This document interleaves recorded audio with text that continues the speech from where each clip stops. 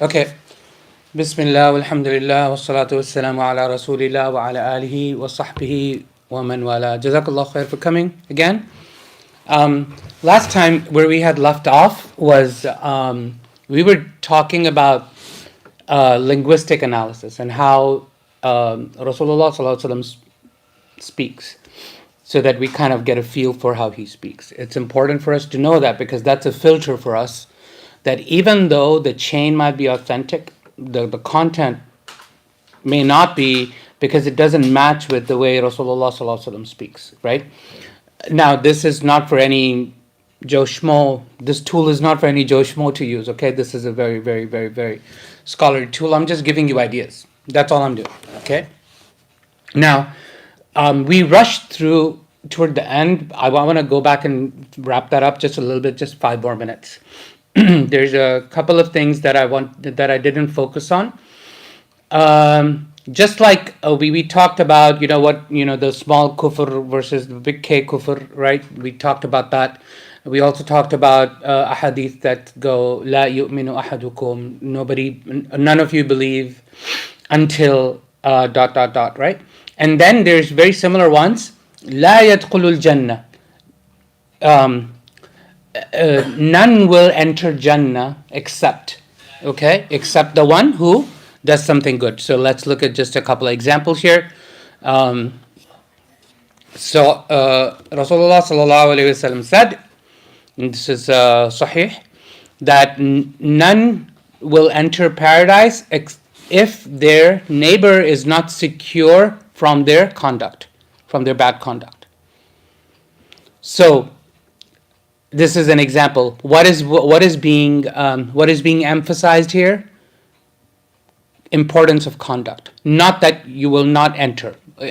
Again, we don't know, but Rasulullah sallallahu alaihi wasallam here is emphasizing the importance of conduct. A lot of ulama, they use a hadith like that to actually say, and there's a lot of strong evidence for that if you lack in character, if your character is not good, Allah will not show mercy to you. Remember, we started with show mercy to those who are on earth, so the one in the sky is going to show mercy on you. That is like a core principle of our deen. It's all about conduct, right? For example, there's a hadith Rasulullah sallallahu alaihi wasallam said, authentic, and it has many different chains to it, which is إِنَّمَا بُعِثْتُ لِأُتَمِّمَ مَكَارِمَ الْأَخْلَاقِ. Okay, I was sent, Rasulullah sallallahu alaihi wasallam saying the only reason I was sent was to perfect human character. That was a whole reason Rasulullah sallallahu alaihi wasallam was sent, according to that hadith. Okay, so we understand the importance of character. There's another one, for example,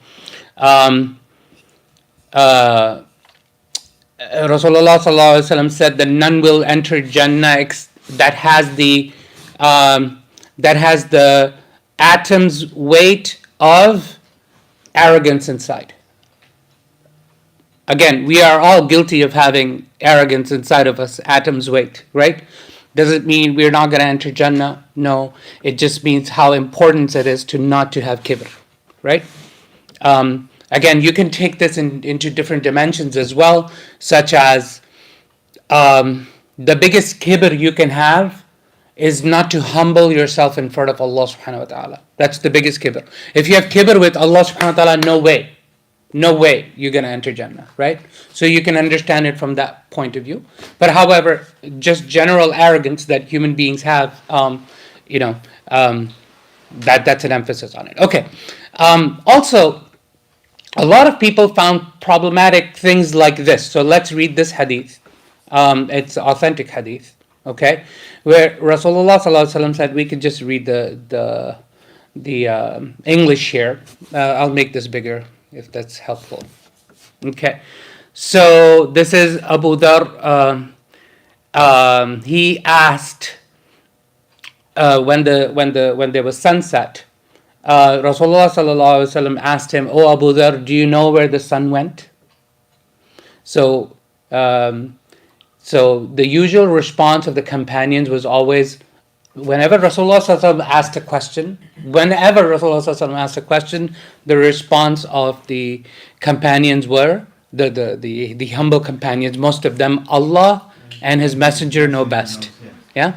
Allah and His Messenger know best. They always used to respond this way, out of humility, right? So, Allah and His Apostle know best. In Arabic it is, Allah wa Rasuluhu a'lam. Okay? So you guys should memorize this phrase, Allah wa Rasuluhu a'lam. Allah and His Messenger know best. Okay. So when he asked the question. Anyways, that wasn't the point. The point is, so Rasulullah is asking Abu Dharr al-Ghifari, where does the sun go when it sets? So he said, essentially, I don't know. You and Allah and you know better.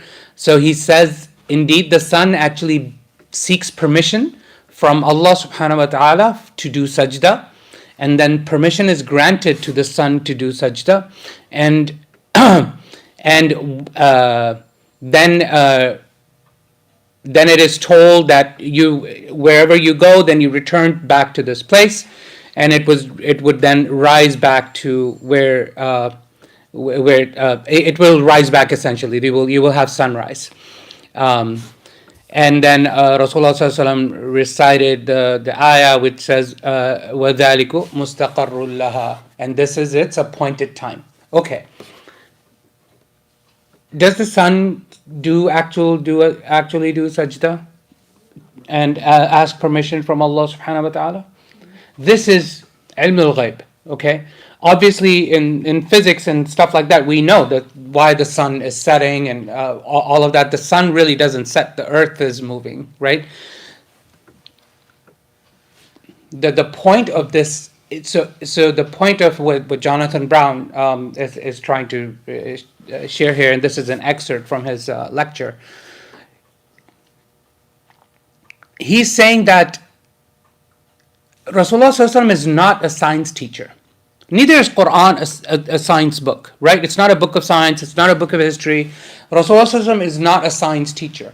What he's trying to, whenever it's something scientific kind of thing that explained, it is really not meant to be a scientific explanation. It is not meant to be accurate physics information. It is meant to just, yes, everything follows the command of Allah subhanahu wa ta'ala. Everything seeks permission from Allah subhanahu wa ta'ala, whether we know it or not. Right? Everything seeks permission to do whatever it needs to do. There's so many ayat in the Quran, like in Surah Rahman and other places where Allah subhanahu wa ta'ala says how everything in the heaven, between the heaven and the earth, they are subservient to the will of Allah subhanahu wa ta'ala, and they do what they're told. Right? And they have been appointed certain duties. For example, Surah Zilzal, أعوذ بالله من الشيطان الرجيم, إذا زلزلت الأرض زلزالها.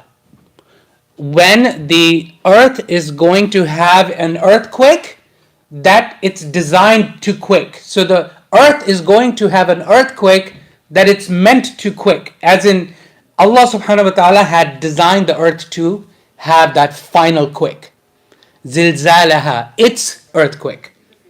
So, you can go on and talk forever about that. So, a lot of people, when they read a hadith like that, they're like, "Oh, this is this is problematic. The sun is not setting." Islam, wa alaikum assalam. Islam is look at the Rasulullah sallallahu alaihi wasallam. He's not scientifically accurate. This is ancient. They completely misunderstand that, right? You follow what I'm trying to say? That wasn't the point to begin with, right? So just to give you an idea, so Rasulullah ﷺ is not a science teacher. So this is another filter. If you see something really specific, a scientifically specific thing, then you should ask a scholar. Okay, what should I do with that? Okay, because science evolves. Science is not static; it changes. Many hundred years ago, people used to think that Earth is the center of the universe and everything revolves around the earth.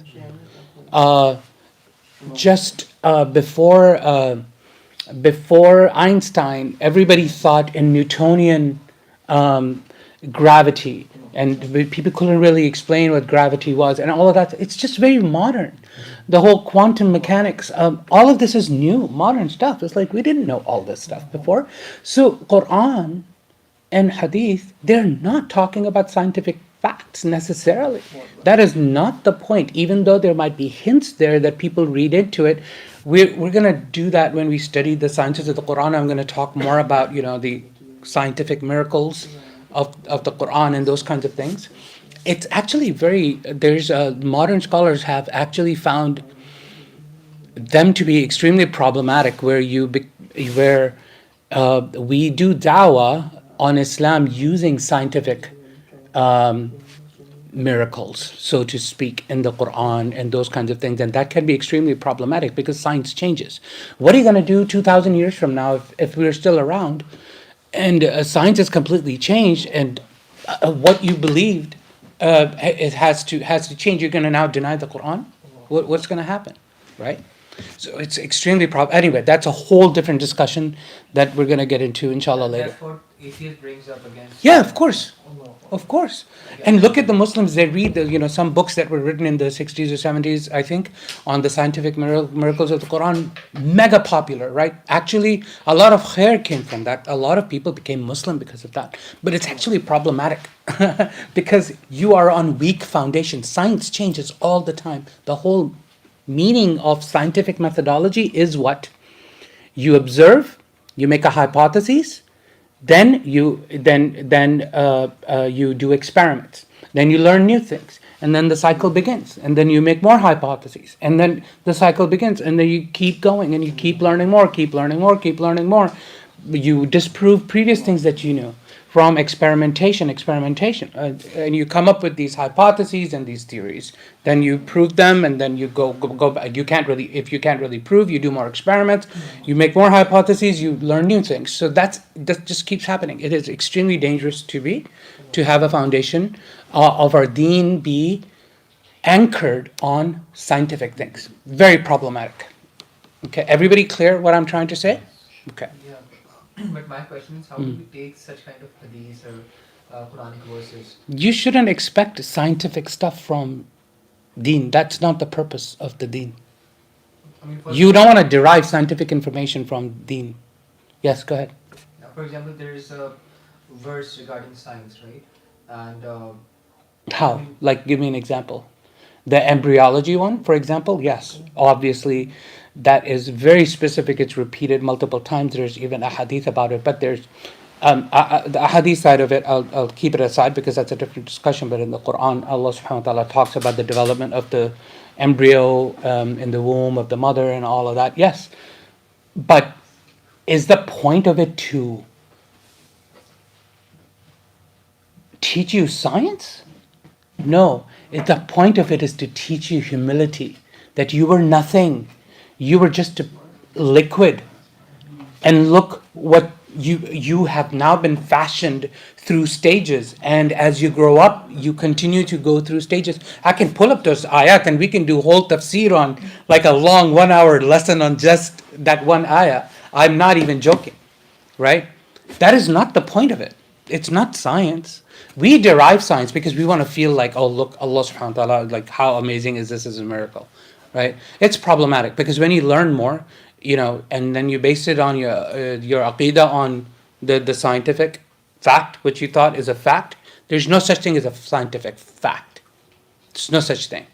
There's a scientific learning. And then that's just in that time, and then you have more learning and everything goes to the wayside. For example, just recently they launched the James Webb telescope, right? Where they're seeing new images. Guess what? They just are astonished that they're seeing galaxies that were older than what they thought that the age of the universe is. Can you believe it? Like the age of the universe is 13.5 billion years or whatever. They're finding galaxies older than that. Not galaxy, which means there's a long time for a galaxy to form, right? You have these clouds of dust that they gather in millions and billions of years. They become stars. and then clumped together to form galaxies. So anyways, science will keep changing is my point. Okay? Maybe this Big Bang is a theory, right? By the way, when in science, when you say theory, it actually means it has extremely strong evidence. If something doesn't have evidence, it's called a hypothesis. So in normal language, when we use the word theory, by theory we just meant, oh, it's just something we know. We can't really prove it. But when scientists say theory, like the theory of evolution, it doesn't mean, oh, it's just somebody's idea. No, it has a lot of experiments backing it up. Okay. The Big Bang theory is really not a theory. It's more of a hypothesis. I could be wrong. I'm not like that kind of scientist, but you can't really prove it, so it can't be a theory. Okay. Anyways, we can move on. Next topic. We were talking about if you have really, really, really, really long hadith, most likely they're unauthentic. So just for fun, let's read this one. Okay. Because I want you to get a taste of what people end up believing, especially from the weak hadith. It's and when you read this now after the discussions we've been having on hadith, you'll see the problem. Okay, this is not in any of the 6 books or any of the popular books. Okay, this is somewhere else. Yes. I'll tell you where this is. I'm going to go back to that. There was a topic I missed. I'm going to go back to that, inshallah. So it says, I'm sorry, I don't have it translated. I got lazy. But I'll tell you that, there's a chain up to Abu Huraira, and he allegedly said, Anna rajula min al-Yahud ata nabi sallallahu alaihi wasallam. So a man from the Jews came to Rasulullah sallallahu alaihi wasallam. فقال يا رسول الله. Then he asked Rasulullah sallallahu alaihi wasallam, هل أحجب الله من خلقه بشيء غير السماوات والأرض or احتجب. Does Allah subhanahu wa ta'ala do hijab with anything else other than the skies? Meaning Allah subhanahu wa ta'ala is hidden, right? He's ghaib. So, and we also know that from an authentic hadith from Rasulullah sallallahu alaihi wasallam that the hijab of Allah subhanahu wa ta'ala is a nur. Okay. So this Yahudi is asking, the Jew is asking Rasulullah sallallahu alaihi wasallam, does Allah do hijab with anything other than the skies? Because Allah subhanahu wa ta'ala is behind in his mind. Allah subhanahu wa ta'ala is above the skies, so he's hidden from us. So that's one hijab. Is there another hijab of Allah subhanahu wa ta'ala? Okay, now listen to the response. قال نعم. Rasulullah said, yes, there is. بينه وبين الملائكة الذين حول العرش 70 حجابا من نور. So between Allah subhanahu wa ta'ala and the angels that are holding up his arsh, which is true, this is in the Quran, that there are angels that are holding up the arsh of Allah subhanahu wa ta'ala, the throne of Allah subhanahu wa ta'ala, whatever that may mean. We do not know what that means. Okay? Nobody knows. Okay. So there are angels, it's in the Quran, that angels are holding up the arsh of Allah subhanahu wa ta'ala. So Rasulullah here allegedly, and this is a fabricated hadith, by the way, just FYI. So that's why I'm kind of being casual about it. So they're saying that between the angels and Allah subhanahu wa ta'ala, the angels that hold up the arsh and Allah subhanahu wa ta'ala, there are 70 hijabs of light. 70 hijabs. وَسَبْعُونَ حِجَابٌ مِّن نَار. And there's 70 hijabs of fire. وَسَبْعُونَ حِجَابًا مِّن ظُلْمَةٍ. And there's 70 hijab of darkness. وَسَبْعُونَ حِجَابًا مِّن رَفَارِفَ الْإِسْتَبْرَقِ. And there's 70 hijabs of silk brocade. وَسَبْعُونَ حِجَابًا مِّن رِفَارِفَ السُّندُس. And there's silk brocade. وَسَبْعُونَ حِجَابًا مِّن دُرِّ أَبْيَض. And there's 70 hijabs of white pearls. Okay. وَسَبْعُونَ حِجَابًا مِّن دُرْ أَحْمَرٍ. And there's 70 hijabs of red pearls. وَسَبْعُونَ حِجَابًا مِّن دُرْ أَصْفَرٍ. And there's 70 hijabs of Rasulullah does not speak like that. You understand? You see the problem here? Can you tell what's going on here? Okay. So Obviously, we know some of the weak narrators. So who was this? This was a storyteller, likely, trying to earn a buck and trying to fabricate a hadith some time ago, right?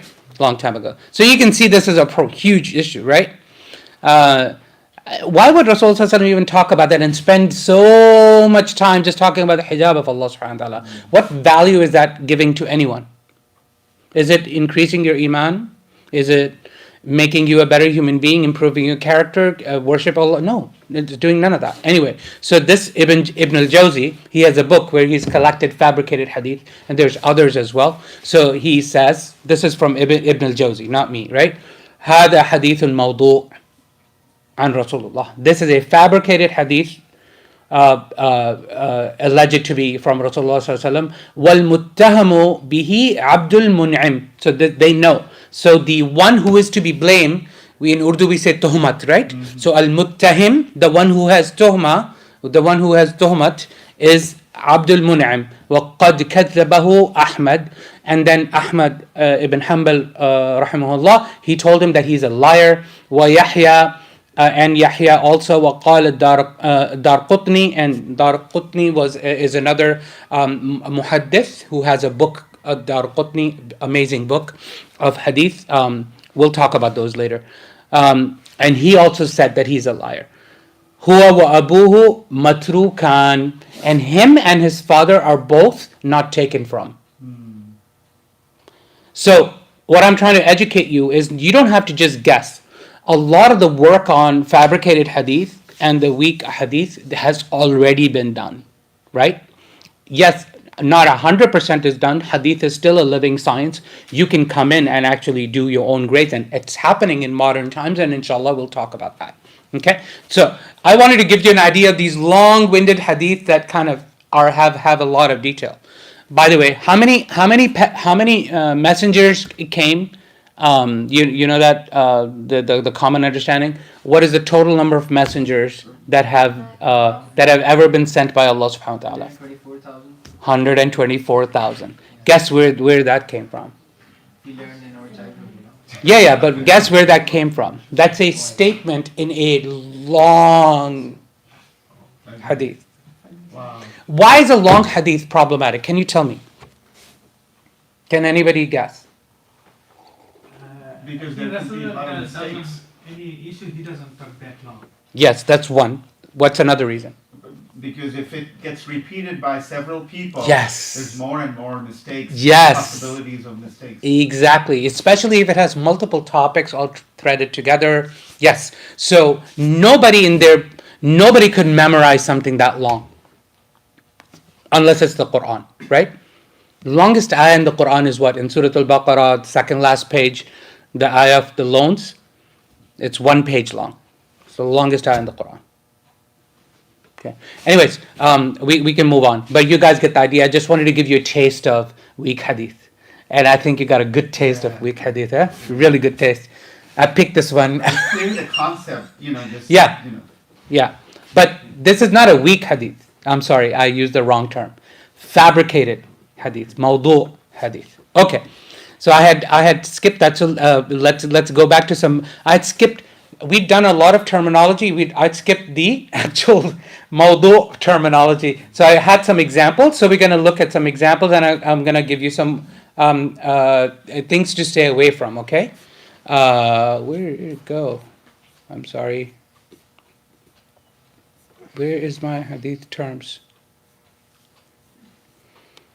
I'm losing my place. That's it. Yes. So we already did the Khawarij one. Remember, I told you. Okay. Again, and some scholars say it's mawdū', others call it authentic because the chain is authentic. But so just to remind you, the chain can be authentic, but the text can be problematic. Okay. Then here's this one.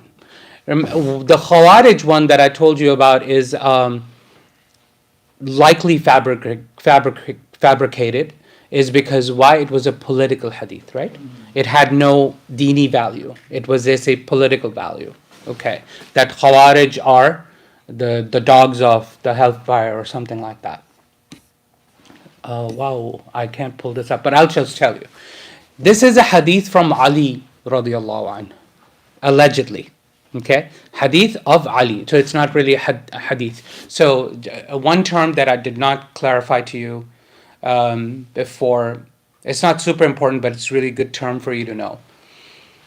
When you say hadith, it is a statement. You're assuming that it is something Rasulullah sallallahu alaihi wasallam said, right? When it is not a hadith from Rasulullah sallallahu alaihi wasallam, it's somebody else giving his own opinion. It is called an athar. Okay, athar.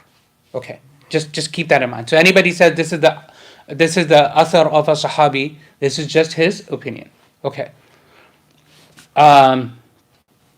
But this is a hadith. Ali radiallahu anhu said that Rasulullah sallallahu alaihi wasallam allegedly said, "Ana darul hikmah, I am the gate of wisdom." So Rasulullah sallallahu alaihi wasallam is saying, "I am the gate of wisdom." Okay, makes sense so far. Wa aliyun babuha, and Ali is its door. What is the problem here? Because it's a time of fitna when Exactly. Is the pro-Shia hadith. Okay. Well known to be fabricated mawdūʿ. Okay. I'm just giving you an idea of political hadith. Okay. So there was a lot of fabrications going on for the reason that Abdul Rahim mentioned. Okay. Here's another one.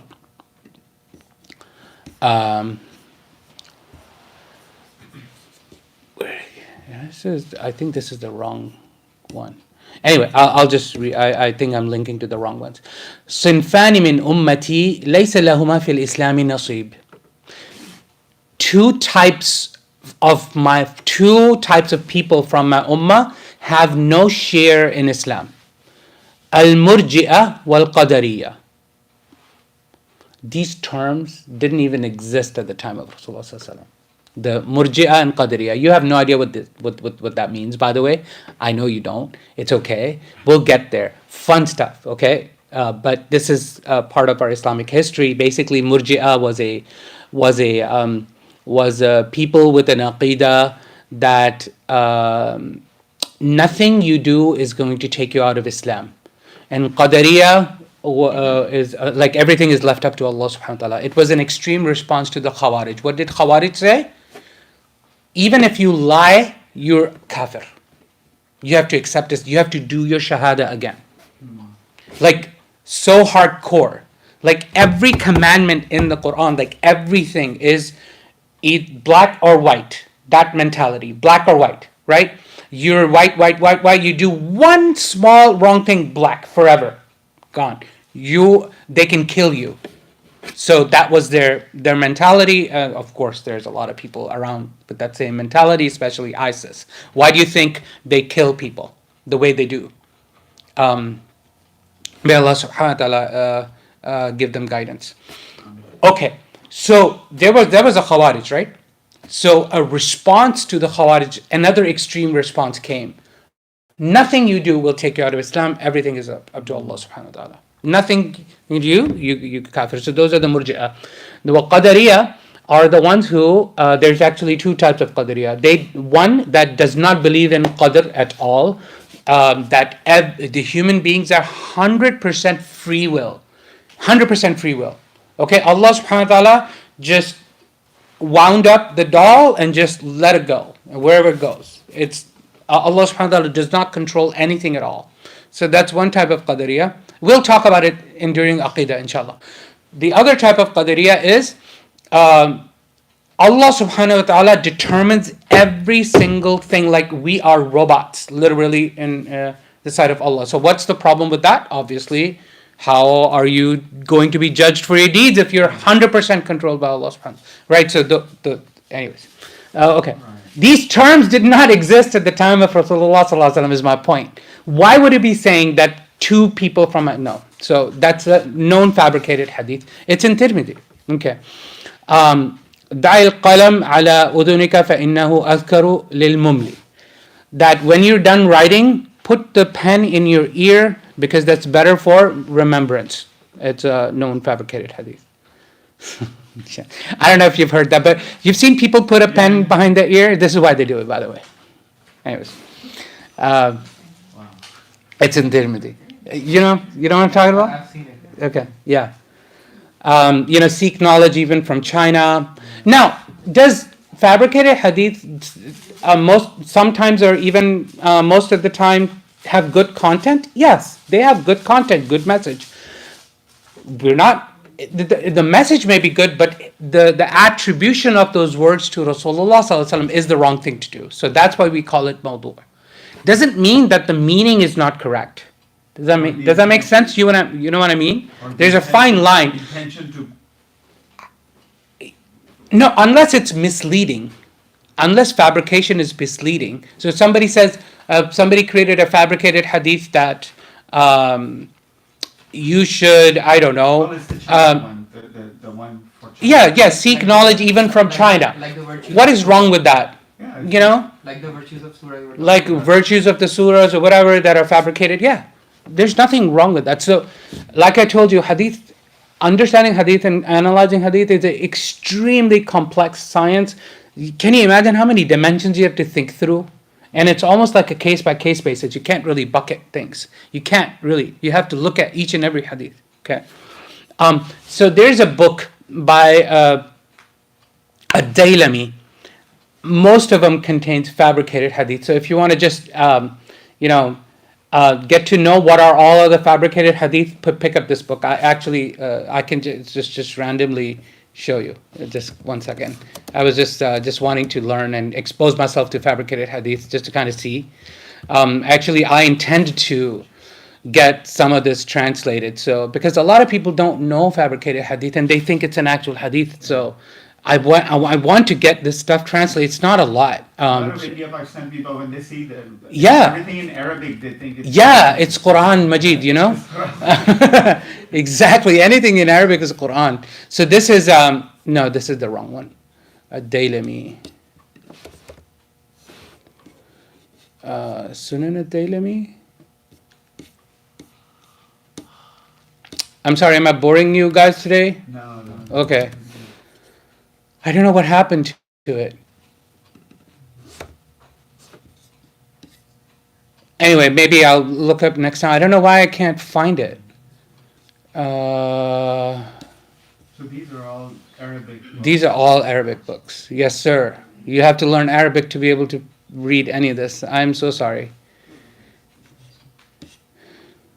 Why do you think I spent 1/3 of my life trying to learn Arabic so I can actually unlock, All these treasures. yes, all these treasures? Wow. No, I can't. I swore it was there. I am wrong. Anyways, we can move on. I don't want to waste your time. But that's one, I don't know if you'll recall, but if you look in your notes, if you ever remember, he did tell me that there's a book that is 100% not 100%, but most of them are fabricated hadith. Then there's a lot of ulama, especially Ibn al-Jawzi. Remember, Ibn al-Jawzi graded that one about the hijab of Allah subhanahu wa ta'ala as weak. That Ibn al-Jawzi, Einstein, one huge luminary in our deen. Imam al-Dhahabi, huge luminary. Another modern, very, very modern. 100 years ago he was born.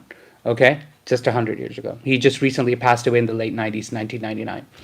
Ṣaḥīḥ Albani, you see that on sunnah.com or whatever? That Albani. So, they have compiled books of what they call موضوعات, fabricated hadith. Why do you think they did that? To protect the believers. So they know this is a fabricated hadith, don't go by that. And we can definitely look at those, inshallah. موضوعات. The other scholars, As-Saghani did the same thing. This is Imam al-Dhahabi. Talkhis Kitab al-Mawdūʿāt. The summary of the book of Fabrications. Okay? So there's not a whole lot. Like, for example, one of them... I'm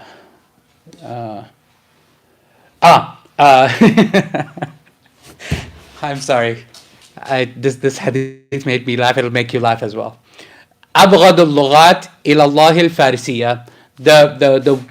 The ugliest or the worst language in the sight of Allah is Persian, is Farsi. Yeah.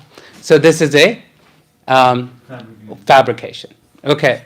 Excuse me, can you repeat Hawaris?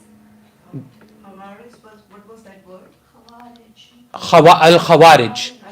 Khawarij. Kha. Hawaris? Yeah. I was listening like Hawar. No. Hawaris.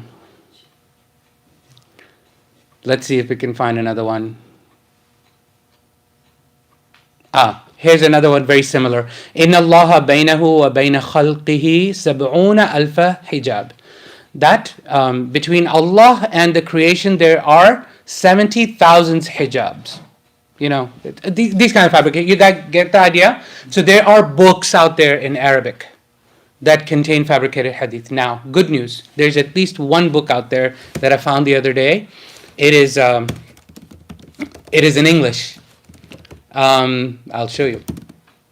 And it has a collection of 100 top fabricated hadith. So if you want to read that's really good information. So you kind of will at least check there if you question a hadith, is it in here or not? So it's in English. Okay? It's Can you send this? yeah. I'll do it now. Yeah. Yeah. I'll do it now. Otherwise, I'll forget. My memory is horrible. So. Fabricated.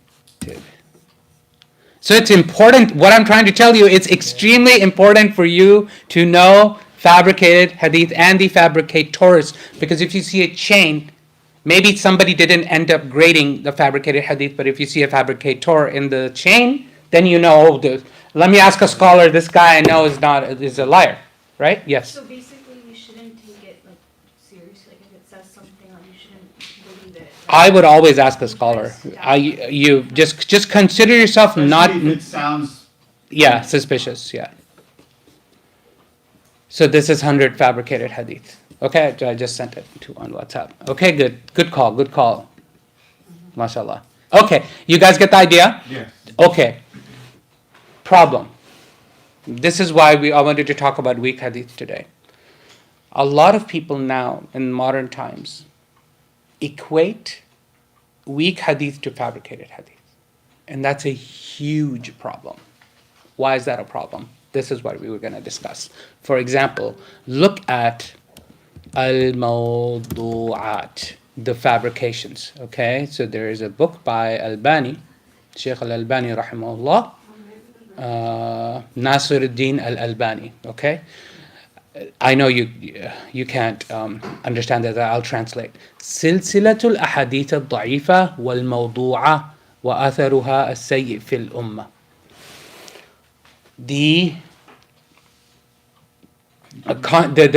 Basically a hadith that are weak and fabricated. So he, in his mind, is shutting the door for anything below weak. So he's considering all of them as something you should completely not consider at all. Not take any, even if it's weak, don't take it. Why? Before I talk about all of that, I'll get to that inshallah. But I just wanted to point that out. They're not the same. But Shaykh al-Albani, he had a reason why he did this. This has become a modern phenomenon. So if you know for example, I don't like to label, but I'm educating you, so I'm going to use a label so you guys understand. But I don't like that label because it's very generalizing. You must have heard like the Salafi, the Wahhabi. Okay, so that ilk, they do not consider any weak hadith as a source for deen at all. Okay, huge problem. They consider it a huge problem, is what I meant to say. It is also a problem, yes, but inshallah we'll get there. I'm trying to make a point slowly. I know that I'm talking about really like complicated topics and advanced topics. Maybe you're getting exposed to these things for the first time in your life. I'm sorry. But this is an Islamic sciences class, so I have to introduce these things, okay? Everybody with me thus far? Yes. Okay, have I lost you all? No. It's good? Okay. Alhamdulillah. This ending part is free. Yeah. Okay. So we've done the filters, the language filters, the linguistic analysis. That's really good. I'm not really going to do beyond that. That's too advanced. Even I don't want to say even for me. It's way advanced. Okay, I'm not qualified. But more other topics we can delve into that I'm not qualified to even teach. So summarize the complexity. To summarize the complexity, this little rainbow chart is what I want you to take away. Okay? We have A grade hadith, B grade hadith, C, D, and F. Okay? So A and B grade are sound, which is Ṣaḥīḥ, and Hasan. A and B grade. Excellent. So this is a summary of Sheikh Yasir Qadi's lecture. So it's an expansion on that, I should say. Okay. And this is extremely well done, and that's why I'm kind of using it as an anchor. So A and B grade, perfectly, you can use it in your deen. 100%, everything in it, you can use it in your deen, regardless of what it is. Okay. Weak hadith, C grade. Okay, C grade, not F grade, C grade. Okay. Then there is now the last two, the D and the E grade, or I should say D and the F grade, is something that I want you to be super careful about.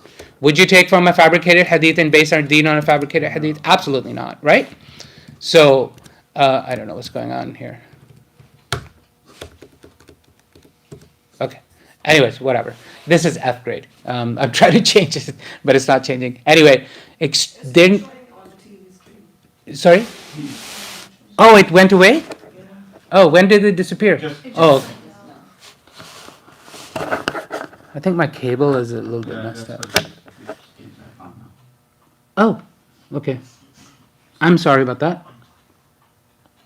Inshallah. Is it okay now? Yeah. Okay. So weak is C grade, then these are the last two categories that you should stay away from. But as a student of knowledge, you should know what they are so that you can make other people aware. There's ضعيف جدا, very extremely weak hadith.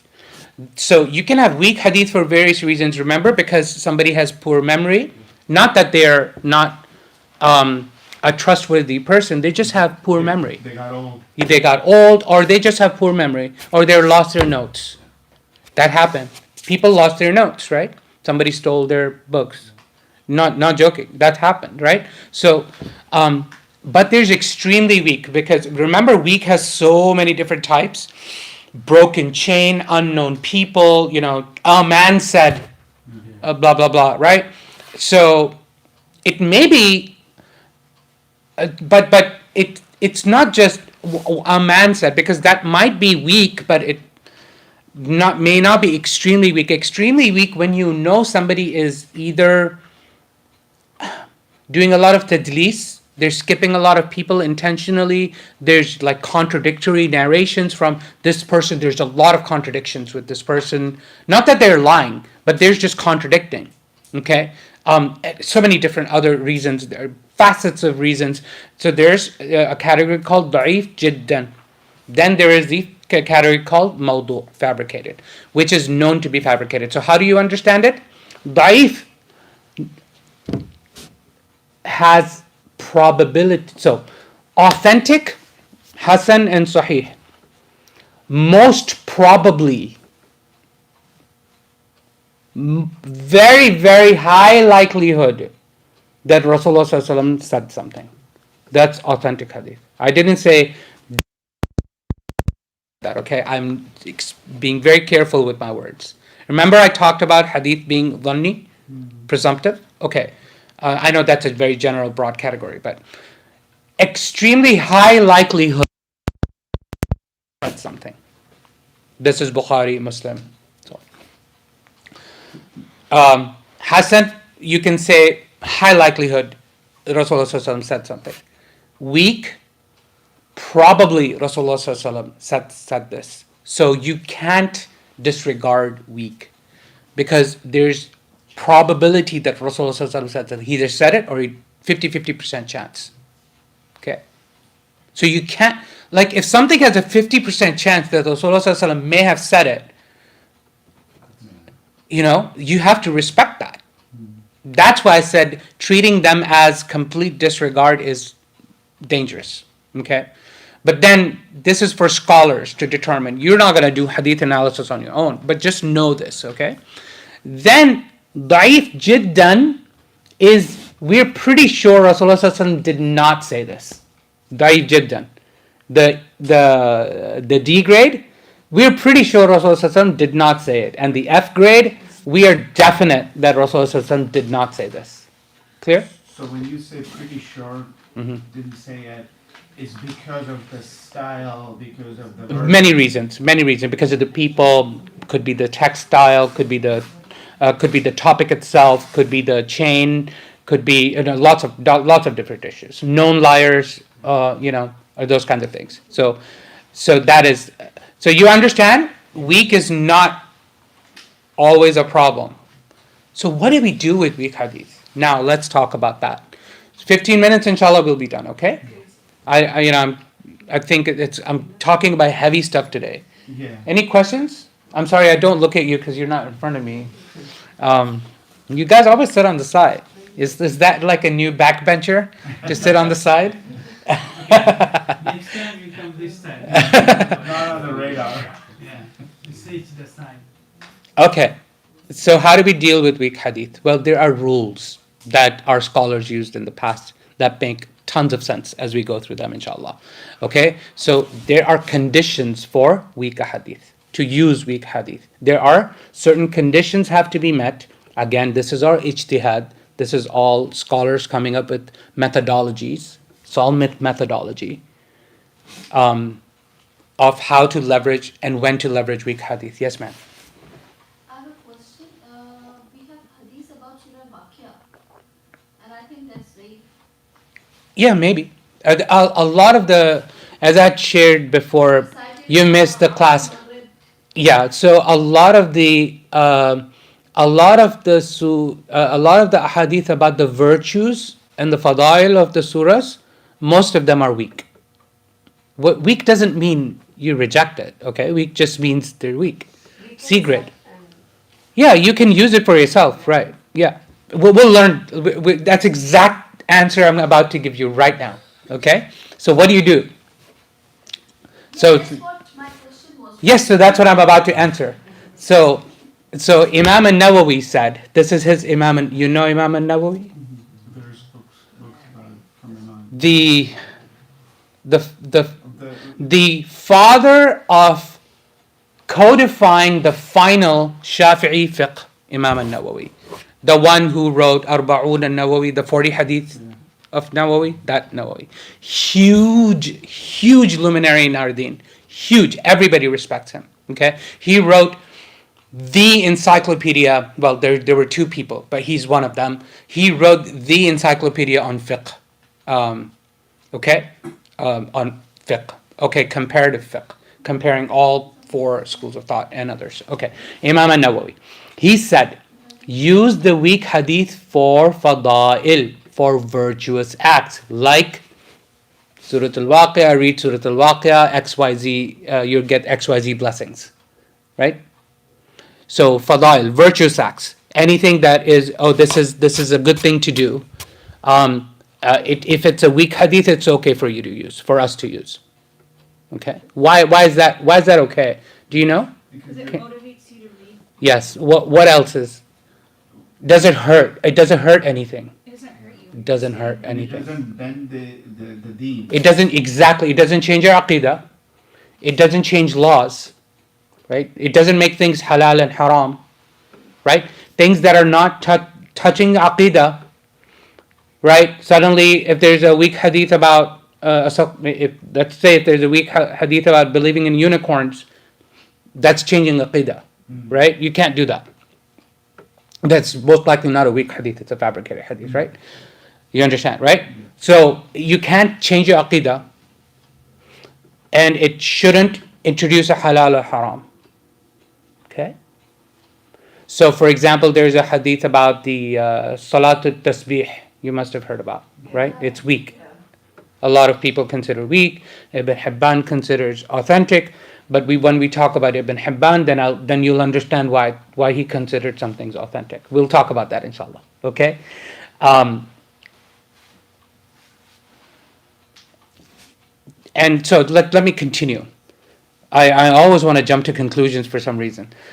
So it is not. So what did Imam an-Nawawi say? You can use it for virtuous acts, and it shouldn't be about Allah, halal and haram, and it is not about aqidah. It's not about theology. Then you can use it. This is actually the golden rule of using weak hadith. Clear? Yeah. Good? Okay. Ibn Hajar said, very similar.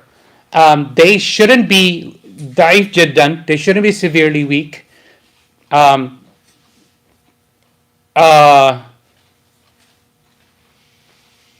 They shouldn't contradict something that is a known principle. And the person should know that this is not a authentic hadith, it's a weak hadith. And when they mention it to others, they should say it's weak hadith. Okay, so that's another rule. So that's why on the mimbars, educated people, they always say what? This is a weak hadith, however, the meaning is sound. Right? They always say it's a weak, they always say that. It's a sign of educated. They're not just making stuff up. It's like the disclaimer giving. Disclaimer, right? So that was a rule. It's still adopted today. Imam Bukhari, by the way, wrote a book, a beautiful, beautiful book called al-Adab al-Mufrad, Imam Bukhari. Okay. He wrote okay, I'll come to that. I think that, I'm there. So let me talk about that. So let me kind of introduce to you, before I talk about al-Adab al-Mufrad, let me introduce to you Bukhari just a little bit. Okay? Cool? Okay.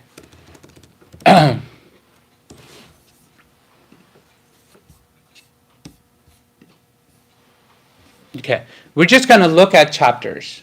Okay? Actually, I need to fix this. So I'll go to sunnah.com. We're just going to look at some chapter headings, okay? And make it large, inshallah. Okay, so what are the books? So books are basically chapters in the books of hadith. So the first chapter is Revelation, Wahi. Then Kitab al-Iman, the book of Iman, the book of knowledge, the book of wudu, the book of ghusl, the book of menstruation, the book of rubbing tayammum, okay, the book of prayer, book of adhan, book of Friday prayer, so on and so forth. Okay, you get the idea? So there's a lot of fiqh stuff going on. Then actions while praying, Hajj, Umrah, Kitab al-Hudud, the books of penalties, like cutting the hands of the thief kind of thing. Virtues of Medina. Now what happened? Suddenly it's different.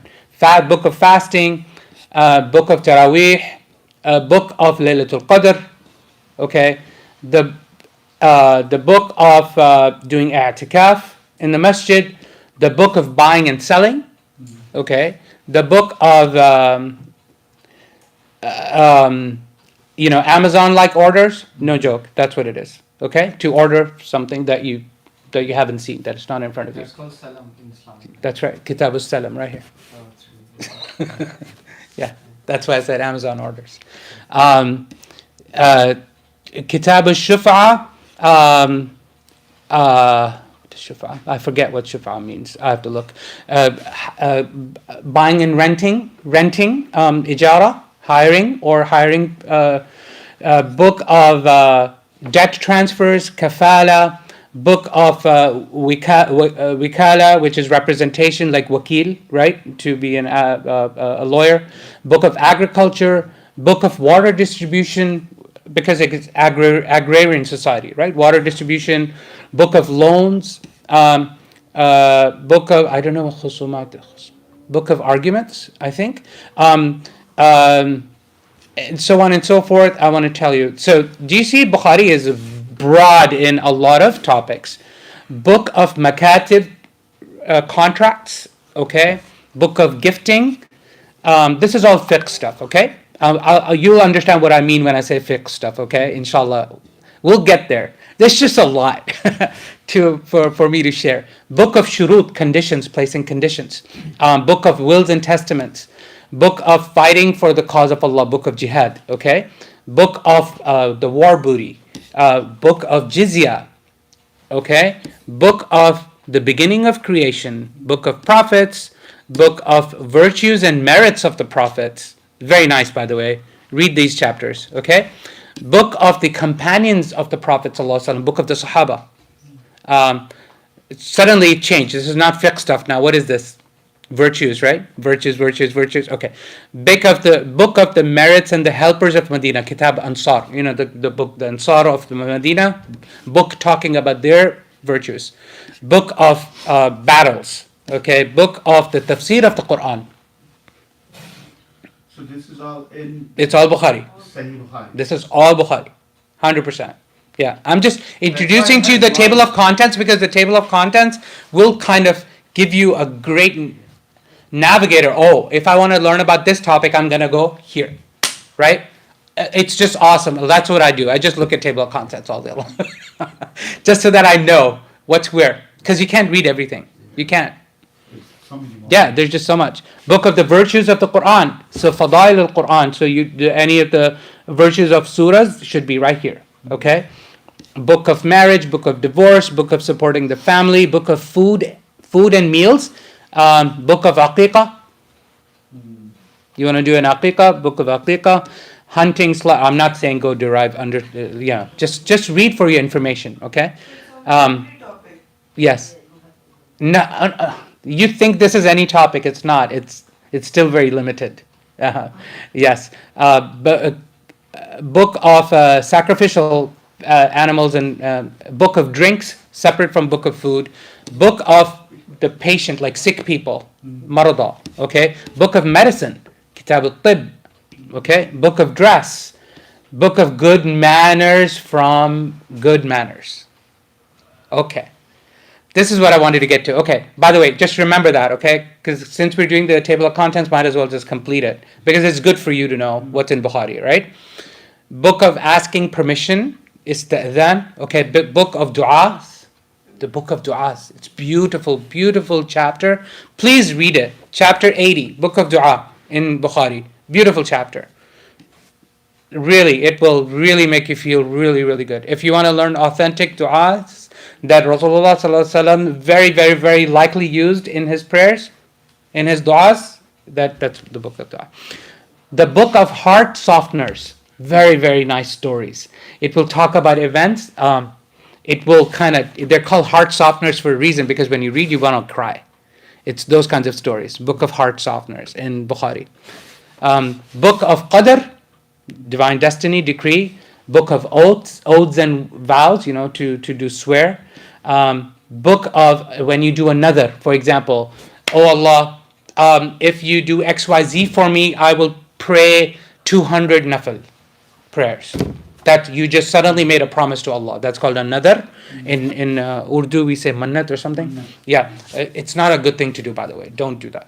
You don't make a deal with Allah subhanahu wa ta'ala. If you do this, then I will. What? You don't make a deal with Allah subhanahu wa ta'ala, okay? You do that out of gratitude. That, oh Allah subhanahu wa ta'ala, you accepted my dua, and out of gratitude I'm going to pray this much. You don't make a deal with Allah. That since you didn't do this, I'm not going to pray. No, you can't. Okay, the oaths are so strong. When you make a promise to Allah, even if it's a bad thing to do, if you made Allah a promise, you have to fulfill it. And if you cannot fulfill it, let's say you said you're going to pray 200 nafil if XYZ happens. And let's say you went into a coma. You can't pray anymore. Or let's say, that's a probably really bad example. Let's say you said, I'm going to pray 200 nafils all standing, not sitting. But let's say you broke your leg or something bad happened to you and you can't stand anymore. What are you going to do? So whatever the case may be, if you have a determined promise, you have to break your promise. You have to expiate an oath. Yes, go ahead. What if you just think of it or you just say it and you don't really mean it and It's still a promise. So you're held accountable Yeah. You want to know something serious?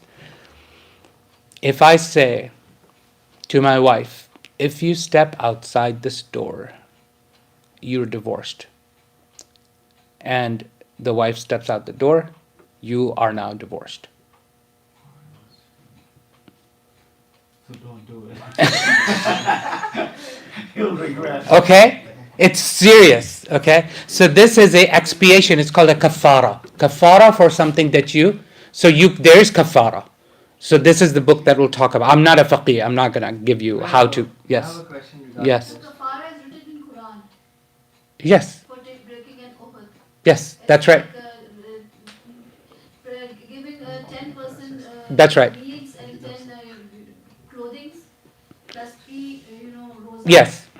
Like that. And Correct. Ramadan. Correct. But since I'm not a faqih, I'm not going to say, okay, that's the only, I'll just leave that to the fuqaha. Yes, fuqaha. But yes, she's exactly right. The kafara is defined in a surah, in Surah al-Ma'idah, I believe.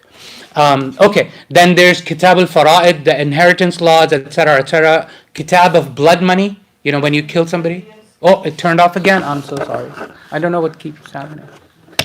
Are we close to wrapping up? Yes, a Kitab of apostasy. Yeah, I'm going to talk about the last thing. Is it on? Yeah. Apostasy, when somebody leaves Islam, what to do. Kitab of interpretation of dreams, Kitab al-Ta'bir. Kitab of making judgments, a kitab of the end of the world, what's going to happen at the end times. That's in Bukhari. Since we were doing table of contents, Kitab al-Tawheed, Kitab of holding on to the Sunnah, and that's the last, Kitab al-Tawheed is the last chapter. Okay, what point was I trying to make? Which is just completely lost. Right now we just did table of contents, okay. There was a book of Adab. Book of Adab. There is a book of Adab. Imam Bukhari brought another book of adab. It's called al-Adab al-Mufrad, the separate book of adab, the separate book of etiquettes and akhlaq. Okay, it's a book of akhlaq. Beautiful, beautiful book. Please read it. Okay, please read it. It'll change your life, inshallah, for the better. But no, it was in chapter 80. What was it?